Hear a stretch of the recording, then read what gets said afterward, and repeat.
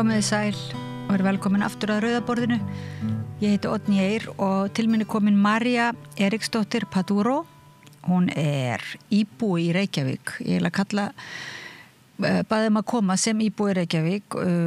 unnandi trjáa og útivistarsvæða. Þú ert líka stofnandi Karúsell sem hönnunarstofa og eitthvað sem heitir samfélagshönnuður sem kannski segir mér aðeins eftir hvað það svona að vera samfélagshönnuður. En mér langaði bara að biðja þig fyrst að deila með hlustendum og áhorfendum þessu eiginlega áfalli sem þú varst fyrir og ég varð vitni að það því ég fór þarna og hitti þig sem sagt, fórum í Öskjuhlíðina og þetta var svo sannarlega svakaleg eyðilegging þarna sem eyðilegging á þessu útivistarsvæði má segja. Já. Og hvernig, og þú vissir ekki að það yrði svona mikið? Nei, sem sagt ég fylgst með umræðinni sem sagt síðli ár.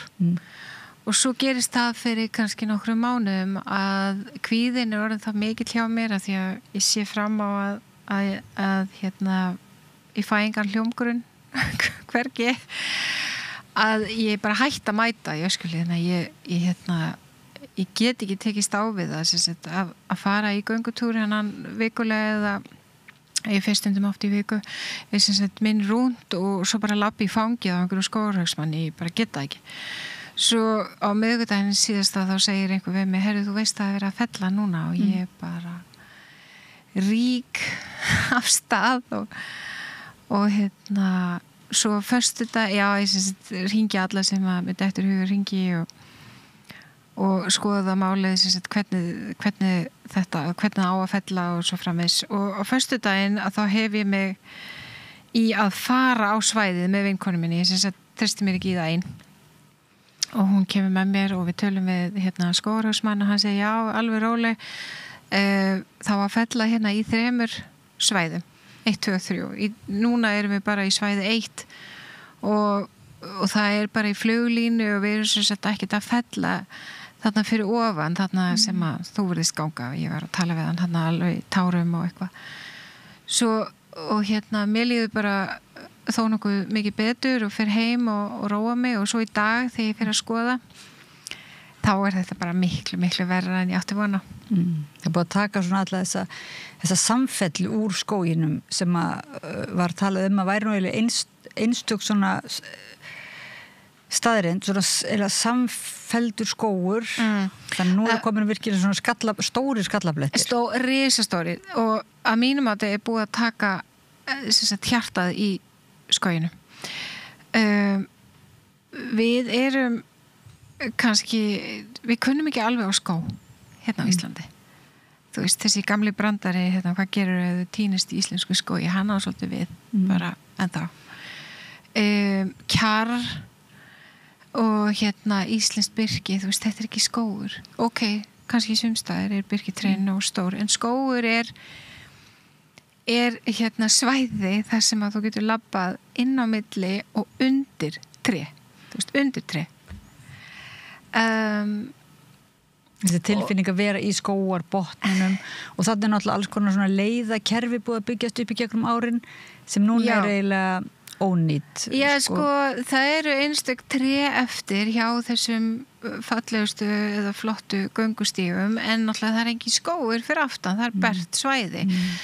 Þannig að tilfinningin sem þú færð að vera í skógi að þú ert umlökin trjám hann ekki lengur, það ekkert faðmlag eftir nema eins og þarna það voru 2 eða 3 staðir þar sem eru 5 til 10 metrar þar sem getur labbað inn á milli trjána en það ekki skógur. Þegar þú hafði samband með fyrst og ég fór eitthvað svona skoða umræðuna dálítið á netinu og þannig þá sér maður að það kannski ekkert mjög margir sem að sýna þessari baráttu þinni og fleiri svona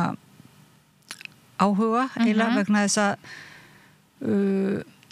það nú bara sagt að þetta sé nú kannski freka mikið svona lúxusvandamál að vera eitthvað að tala nokkur tré sem falla og meðan eða nú fólk bara falla umvörpum og svona og það séu stærri vandi á ferð og ég fór einhvern hugsa þetta svo sannfærandi þegar svona sagt. Svo eru hinrökin líka þarna sé í húfi raunverulega sjúkraflugi þannig að þú veist þetta bara ætlar Reykjavíkurborg ekki að bjóða landsbyggðina velkomna til borgarinnar lengur og ætlar borgin að koma í veg fyrir að sjúkir fái hjálp. Það er þér eiginlega sama þessa sjúka fólk á landsbyggðinni og ert bara að hugsa þessa að þú getur farið í þennan rúnt þinn sem að þér finnst svo notalegur og þetta faðmlagt trjána og svona. Já. Það er svolítið mikil harka og ég var eitthvað að hugsa þessi rök, þú veist, þetta er svona eins og maður myndi segja við barn sem kemur heim úr skólanum og segir að það hafi verið lamið í klessu ekkert vera kvarti við þessu, þetta er nú ekkert miða við, þú veist að í Ameríku verið að skjóta börn, þannig að þetta er einhvern veginn að gera svo lítið úr einhverju sem að ég held að tilfinning margra sé svo samt sem áður að þetta skipti máli. Þetta er stórfenglegur missir og ég á eiginlega bara erfitt með að tala það akkurat núna. Við höfum mist þarna 70 ára gömul ekki bara tré, heldur skó og þetta er rétt sem hún segir, umræðan hefur verið stillt svona upp og ég held að sé ekki bara tilfallandi. Ég held að þetta hefur kannski verið þróað eða hannað svolítið svona. Þannig að sérstakt atburðarásinni sérstök. Náttúrulega algjör ringulreiði síðustu viku. Það er engin borgarstjórn í Reykjavík þegar þetta er gert. Það er engin starfandi borgarstjórn í síðustu viku þegar að þessi eina vika þegar að skógurinn er fullur af skógarhaugsfólki að drita niður trjám. Það fæst engar upplýsingar hvar hverfin eru. Fyrir vikunni var formaður Hrafnkell, held ég hann heiti, sem að sér þessa fellingu núna sem var. Hann segir að nú hafa verið felld 500 tré en það sé samt sem áður verið að tala að fella 1400. Og ég spyr mig, hvar er þessi 900 tré sem á að fella? Sást þú einhver 900 tré? Ég meina kannski þarna fyrir neðan, þarna rétt fyrir utan HR. Ég meina það er ekki skógur þar. Ég spyr mig bara, ég er búin að vera að velta þessu fyrir mig í nokkra daga. Hvar eru þessi svæði? En ég fæ engar upplýsingar. Ekki hjá Eflum, ekki hjá borginni. En það er svolítið eins og að tala svona gert lítið úr því eins og það sé bara svona lítilsáttar aðgerð og liggur við þetta svona sé bara eins og grísjun og Já, það er verið að segja það, þetta er drengmannleg grísjun en þetta er engin grísjun, það er verið að fella skó. Já. Og þetta er virkilega bara þetta er svo miklu meira en mig hefði grunað að koma þarna og sjá þetta. Já. Og mjög sjokkerandi. Og ef það er mitt meira eftir maður skilur ekki alveg þá er kannski bara líka við verið fjarlæga þennan skó í smáum skrefum eitthvað svo leiðis eða ekkert mjög smáum skrefum frekar nokkrum stórum skrefum en hver allir tilgangurinn sé vegna þess að margir fræðingar og skógræktarfræðingar sögðu að það væri vegna þessara fluglínu að það væri nóg að klippa ofan á toppunum og það eiginlega ætti að vera nóg. Það er Ég hef talað við skógarverkfræðinga erlendis í Danmörku. Það er náttúrulega allt annað viðhorf til trjáa og kannski, ég meina allavega þekking á mörgum sviðum. Ég vil ekki gera lítið úr fræðinga heima en það er vont fyrir trén að taka ofan að þeim. En því eldri sem þau eru, því meiri líkur á þau lifið af. Og svo er talað að efstu greinar kannski vaksa þá til hliðar og þá þarf að halda þessu við. Já, það þarf að halda þessu við. Og það var mitt, það var það sem að ég var að tala allan tíman. Á hverju setjum við ekki meiri fjármuni í skóginn? Á hverju nostrum við ekki við svæðin, föndrum svolítið við trén og svæðin. En þetta er drita niður á einni viku. Það er ekkert verið að nostra neitt við trén eða svæðin. Ég meina þetta er bara mjög sérstakt. En þú sagði mig líka og við vorum á spjalli við mann sem einmitt kemur greinlega daglega og þekkti til og þið voru að segja að það er ekki búið svo sem að það hefur ekki átt sér stað svona reglubundin grisjun og umhirða og ef það hefur verið grisjun hafa bólirnir legið bara á jörðinni áfram. Já, það voru 3 feld fyrir 5-6 árum og og þau sem sagt drumbarnir lágu upp frá þangað til bara þau eru náttúrulega ennþá undir hinu trjánum sko ég búin að horfa á það í mörg ár þannig að ég veit að það hefur ekki átt sér stað hreinsun bara eftir síðasta svæði og ég veit það ég sem sagt tala við fólk sem er hætt að vinna á sama hátt með á þessu svæði vegna manneklu það var svo óþægilegt sem sagt þau hafa fært sig af því þau hafa verið að segja þetta í mörg ár það þarf að annast skóginn, það þarf að grisja það þarf að gera alls konar og það hefur ekki verið peningur til þess Svo, já. En svo var annað líka þegar við stóðum hann og töluðum við vorum að ræða málið við þennan mann þá sagði hann að það væri dálítið skrítið að hvað hljóðvistin hefði breyst bara á þessum nokkru dögum og svo bara eiginlega heyrðu við það líka sko, drunurnar, þetta var allt annað að vera inni á þessu stað núna sko, að því að drunurnar frá flugvellirum það er ekkert sem stoppar það er ekkert sem stoppar núna, nei sko, það sem var sérstakt við skóginn var að svæði skýli manni frá veður og vind og það er náttúrulega alls ekki raunin í dag sko það sést þarna bara niður í sjó á sömu svæðum og hljóðið bara best beint upp til því þannig að það er ekkert skýli, það er ekkert skjól á sama hátt í dag En líka því þú ert sko, náttúruunnandi og áhuga manneski svona væntanlega eins og þú ert samfélagshönnuður þetta lítur að vera stort svona atriði að hanna útivistarsvæði eða þú veist, hanna borgir þannig að svæðin séu notaleg og auki vellíðan borgarbúa Já, sko, mér fannst mikilvægt að vinna verkið þannig að það var komið til móts við borgarbúa sem að vilja halda í skóginn og þá ég við taka ákveðin svæði fyrir þar sem í hjarta skógarins að því þetta er rauninni ekki það stór svæði þar sem þessi grenitré eru af því það eru trén sem eru að vaksa svona hátt og það er náttúrulega það er þess vegna sem að það er skógur þar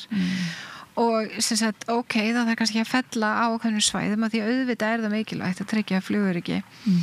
en væri hægt að stytta þá trén á sömum stöðum og fella á öðrum stöðum sem sagt að vinna þetta svona með tilliti til mismunandi hópa En aðalega þetta eru þá rökin frá Ísavía er það ekki að þetta númer 1 sé að mæta þörfum öryggisins vegna þessa flugs en þá kom upp þessi spurning þetta í dag allavega þegar við stóðum og vorum að tala við fleiri svona skógarbúa eða sem að koma þarna reglulega að það virðist ekki vera að það sé verið að fella trén í línunni, í fluglínunni Ég hef ekki hugmynd það en mér var náttúrulega sagt þarna á föstudeginum síðasta að það var bara verið að fella í fluglínu og síðan skoðum við svæðið á síma sem sagt loftmynd og það var svona hann sýndi mér hér er fluglínan og það er bara svona í jaðrinum á skóginum og mér sýndist allt þetta svæði sem að ég gengi vikulega að það væri óhult og það var náttúrulega alls ekki raunin í dag það var bara búið að fella allt þar Svo það er engar upplýsingar það er enginn sem veit að manni þessar upplýsingar og ég hef haft á svona tilfinningu líka ekki segja of mikið, ekki gera of mikið ekki styggja við stóra úlfinn af því að ég hugsaði líka áðan á leiðinni heim eftir að sjá þessi ósköp ég hugsaði kannski var þetta svolítið mér að kenna ég náttúrulega ætti þarna inn í Borgartún og bara krafðist þess að fá tali við verkefnastjóran Hjalta Jónes og var með þú veist, þau voru að hringi í Kveik og Rúf og þú veist kannski hóta öll illu og þá koma þeir niður 2 og ég segi það er alveg hægt að stytta á sömu svæðum og svona og ég velti svona fyrir mér núna allir hafi ekki bara tekið þetta allt þú veist, þurfi ekki að eiga við svona klikkuðs eins og mig skilur, já, bara drita þessu niður þegar þetta búið, þurfi ekki að taka spjallið og umræðina, við þurfum ekki að víkja fyrir neinum, við bara dritum þessu niður núna það er búið, skilur Já, ég veit ekki hvað að segja svona, mér finnst að Þetta er þú sett með það upplifun að þér Nei, já, kannski ekki mér að gera mögulega hafa þau skilið þessi 6-7 tré eftir hana hjá göngustígnum af því að þau vissu að það væri einhver klikkuð grátandi kona þannig að þú veist, alltaf í símanum ég veit það ekki Þú ert bara ein í það er ekki einhver félagskapur Nei, sko, málið er að allir þeir sem ég hef talað við allt þetta fólk síðan á síðustu viku og ég held ég hef talað við milli 30-40 manns þau mæta mér öll með svona svipað viðhorf já, þetta er svo sorglegt, já, þetta er svo hræðilegt já, Jón Gnarr, hann barðist fyrir þessu á sínum tíma og já, þú veist já, nei, ég get því miður ekki aðstofa þig, skilur ég er hérna starfandi hjá RÚV eða já, nei, Skógræktur Reykjavíkur, nei, við erum hérna í samstarfi við borgina, við getum því miður ekki hérna mótmælt þessum aðgerðum, skilur það er alls staðar hagsmunir í húfi og það er náttúrulega það sem gerir þetta svona brjálæðislega erfitt þetta er líka sko, við förum alltaf að tala flugvöllin það snýst allt flugvöllin en getum við bara aðeins rætt útivistarsvæði fyrst og meti það án þess að tala flugvöllin og svo þessi neyðarlendingar lína hérna sem átt að vera það sem að núna var byggð, þú sagði mér það Já, sko, þetta er náttúrulega sérstætt að fyrir nokkrum árum þá er neyðabrautin lokuð og það er svæði, það er byggð í dag það er 102, Reykjavík þannig að stefnan þá þegar þessi braut var lokuð hver var hún? Af hverju er hún ekki fylgt eftir? Skilur, það er hluti af hérna flugvöllin lokaður og hvað? Ég meina, ef ekki þetta er gert, ef þessu er ekki fylgt eftir að finna aðra lausnir, þá náttúrulega gerist þetta að það er fórnarkostnaður og það er útivistarsvæðið okkar, það er Öskjuhlíðin, það er skógurinn þar. Það er svolítið leiðilegt að geta aldrei rætt þessi máli, eins og rætt til dæmis það hvernig borg við viljum búa í eða hvernig við bara sjáum okkar samvist til dæmis í þessari borg að þess að séu svo raunverulega ásakanir að það sé svo ómerkilegt að þá sé maður að hérna tala eitthvað sem að sé lúxusvandamál eins og bara til að tala flugvöllin og tala að það sé mikil mengun frá honum og ekki bara hljóðmengun heldur líka bara mikil olíumengun sem kemur frá flugvöllinum og náttúrulega bara hætta raunverulega ég veit ekki, þegar maður er með börn í hljómskólagarðinum og sér þessar flugvélar það eru svo nálagt að það megi ekki einhvern veginn eins og ræða það á þess að þurfa þá að koma inn í þetta af hverju maður þá velji að búa á þessum stað ég veit ekki eiginlega til þess að ég veit ekki alveg hvað þetta er orðið svona erfitt vandamál og þetta með Öskjuhlíðina fer greinlega í sama flokk þetta fer svona ákveðin ruslflokk og þú fær á tilfinningur að þú sem ert að berjast fyrir þess að það sé eitthvað að þér og það sé vil þér að kenna þá að þetta sé svo óeðlileg framganga að fara í hennar aktivisma Já, sko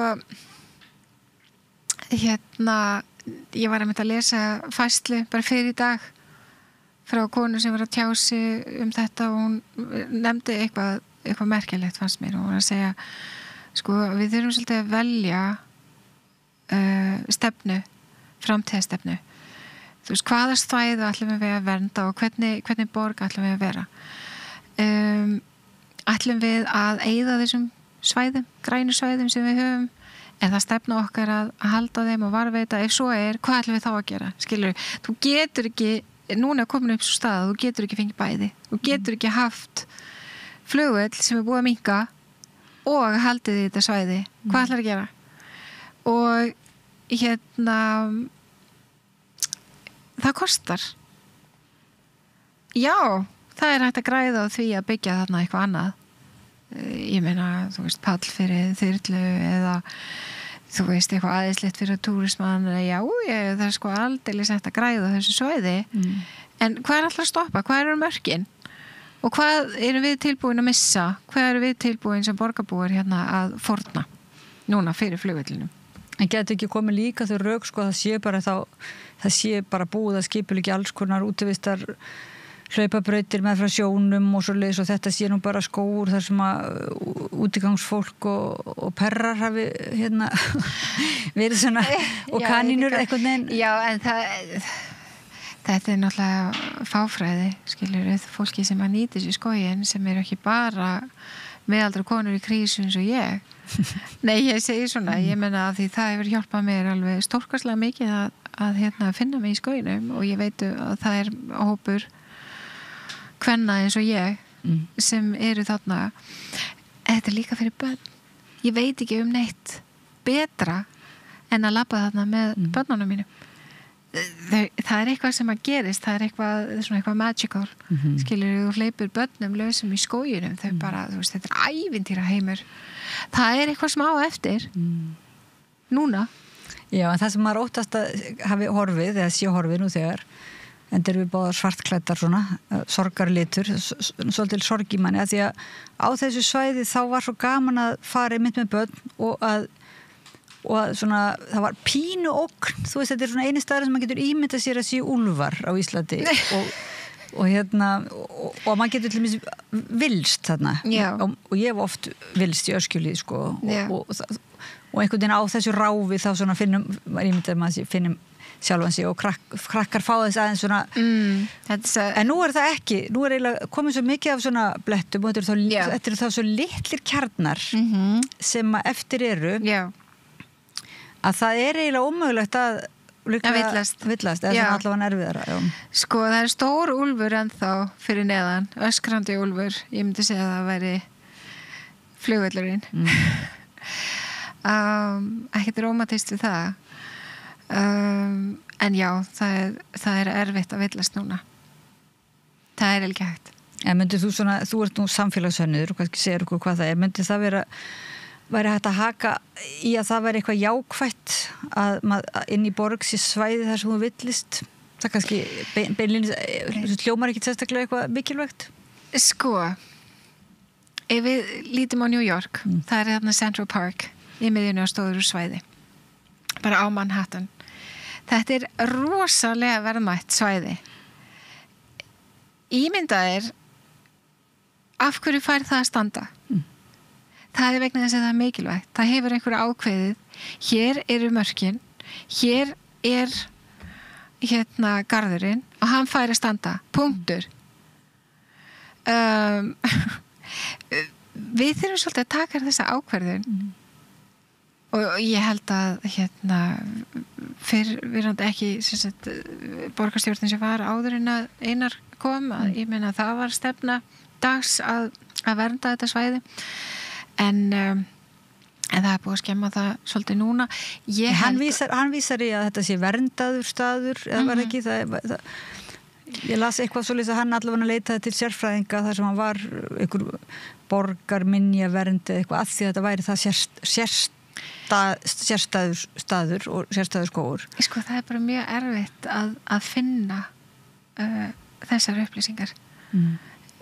finnst mér, ég er búin að leita og engin sko þegar ég byrjaði fyrir ári að garfa í þessu, þú veist, það er einhvern veginn það er ekkert eignarhald ekki nema bara, þetta er svæði allra borgarbúa, já, en þú veist, hvern getur við tala við varðandi alls konar, þú veist ég hef búið til varðeldi í miðjum skóginum, það er engin að fylgjast með, ég meina það var dásamlega dagur, það var einn besti dagurinn og ég vona að ég verð ekki handtekinn fyrir það að uppljóstra því að það var algjörlega frábært og það var það sem var svo einstakt að þú varst algjörlega í alvöru skógi í miðbænum en já sem sagt það hefur rosalega lítið fjármagn verið varið í að viðhalda og að varveita þennan stað. Og upplýsingar er eins og segir svona fyrir íbúa sem vilja kynna sér málið og vilja vita á hvað forsendum einhverja ákvarðanir eru teknar. Já. Þá er það ekki beint aðgengilegt. Nei, sko málið er að það hafa allir skoðun hvort að flugvöllurinn eigi að vera eða ekki. Og og ég held að þessu stjórnað svolítið svona, þú veist, svona eins og gengur að gerist hér á Íslandi. Það eru aðilar, rekstraraðilar, pólitíkurisar með ákveðna skoðun og það bara auðveldast að tala ekki við neitt það. Bara einhvern veginn að reyna að klára málið á einhverju kvöldi rétt áður en að meiri hlutin þú missi meiri hlutan skilur eins og eiginlega var gert núna. Einhverja samninga, menn hafi gefið einhvers konar lofvorð þessum verktakafyrirtækjum eða sem sagt Ísavía, hvers konar fyrirtæki Ísavía, það kallast kannski ekki verktakafyrirtæki en það svona framkvæmda flugvallarins þannig íbúarnir mega sín lítil, þeir eru ekki alveg svona í sömu röð og ýmsir rekstrar og hagsmunaaðilar. Nei, það alveg á hreinu. Og kannski ekki skilgreindir íbúar eru kannski ekki skilgreindir sem svona hagsmunaaðili að því að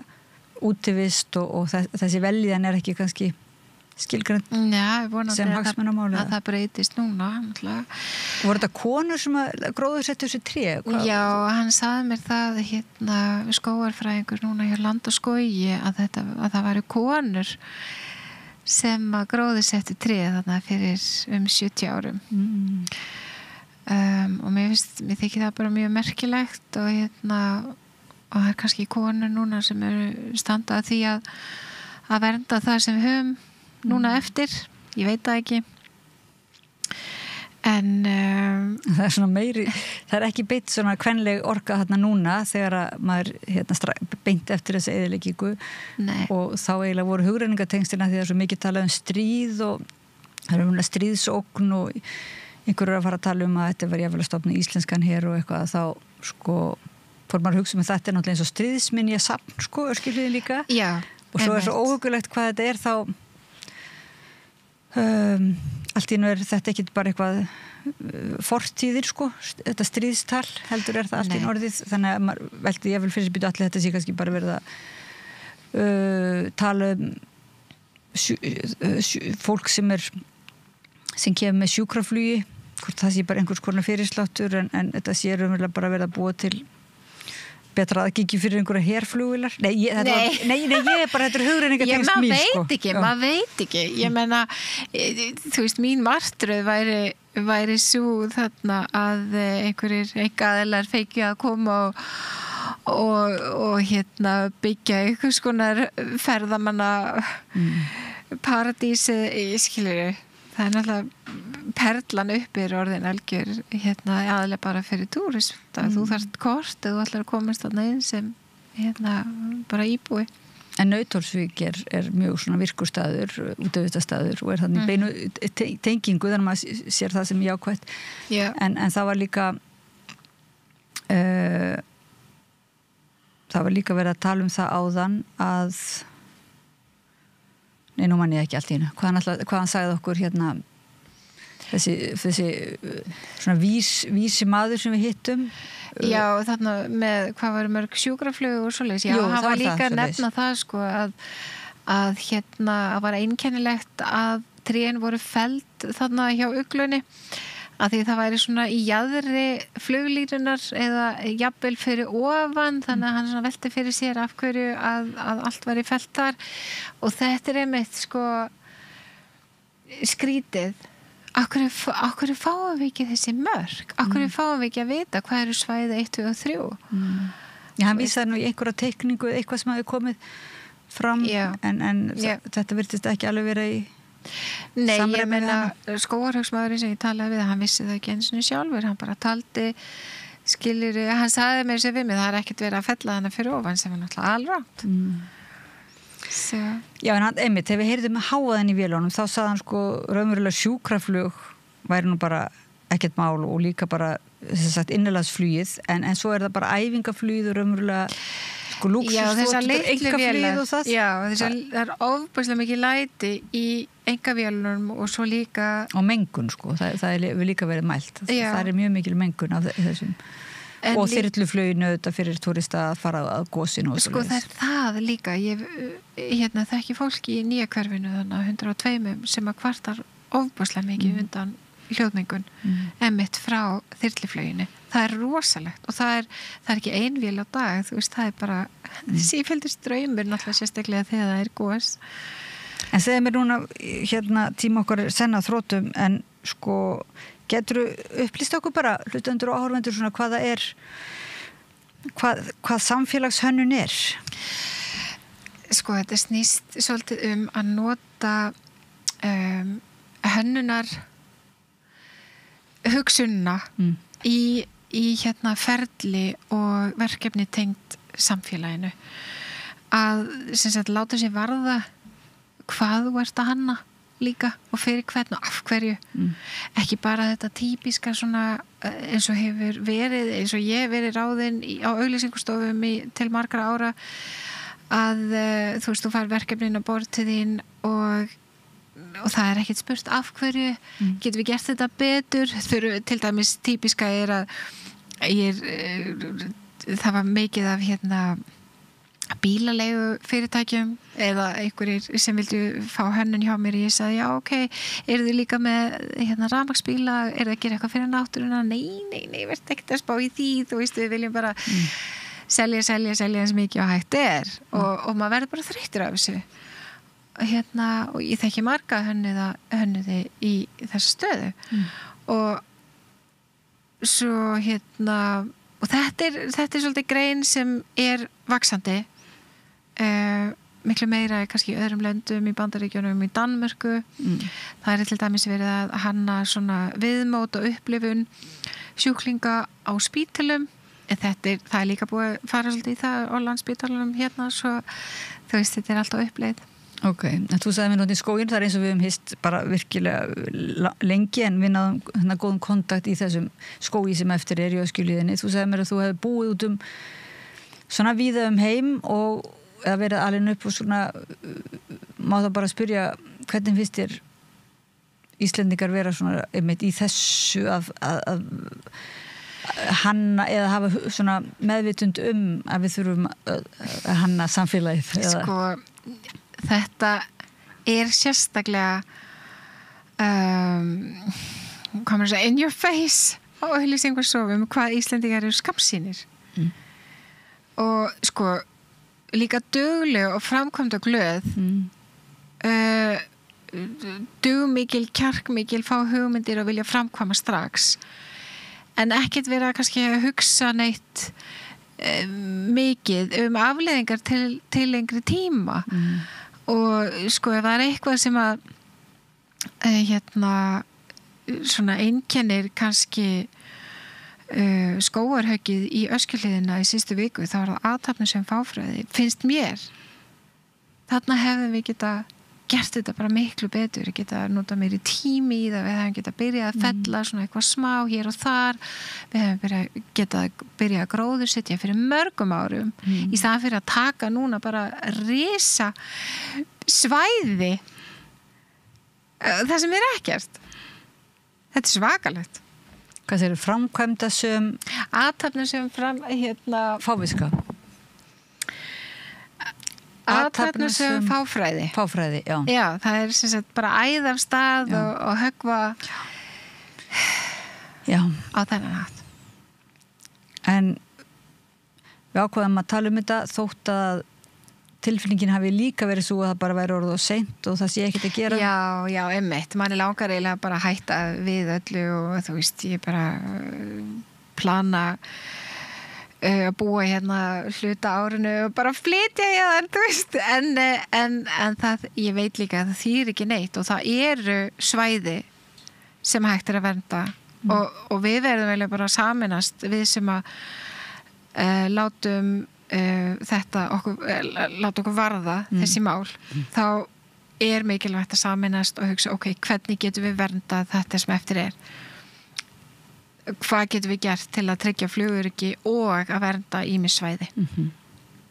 Þetta eru útivistarsvæði þetta náttúran sjálf og svo þetta bara svona þessi svæði þar sem að við íbúarnir svona getum komist í tengsl við náttúruna Já, bara funduð okkur, tínt okkur og funduð okkur aftur þetta alveg gríðarlega merkilegt Mari Eriksdóttir Paduro íbú í Reykjavík og samfélagshönnuður og stofnandi Karúsell hönnunarstofu, segiru. Þakkaði kærlega fyrir að koma og fyrir að fara með mig í þessa ferð skóginn í dag og horfa á eyðilegginguna í Öskjuhlíð og ég bara vona að orð þín og þú skrifaðir, þú hefur verið ötul að skrifa til borgarfulltrúa og svoleiðis og vekja máls á þessu og ég vona það og ég alveg viss um að það skiptir einhver máli þá fyrir bara framtíðina því það náttúrulega sem betur vera aðeins fleiri svæði á Íslandi sem að þarf að vernda og einhvers konar að hafa hugsun en við þökkum fyrir okkur í kvöld dagskráin við rauðaborðið verður ekki lengri að sinni þannig að við bara þökkum öllum viðmælendum og tæknifólkinu okkar Laufey Líndal, Ólafsdóttur og Pétur Fjellsteð fyrir að varpa samræðinu yfir til ykkar og ég minni líka á að þið getið nálgast efnið okkar á YouTube og á samstöðin.is og öllum helstu hlaðvarpsveitum, Facebook og svo í útvarpinu 89,1. Það segja margir að það sé svolítið gaman að bara svona ímynda sér að menn taki þátt í samræðinu á keyrslu og eiginlega allt sem er hér í boði ykkar hlustenda og áhorfenda að því að stöðin að langmestu leyti samstöðin rekin fyrir áskriftarfé þannig að ég bendi á ef það einhverjir sem vilja styrkja okkur og svona þennan vettvang gagnrýninnar og opinnar samræðu þá hægt að fara inn á síðuna samstöðin.is og það lítill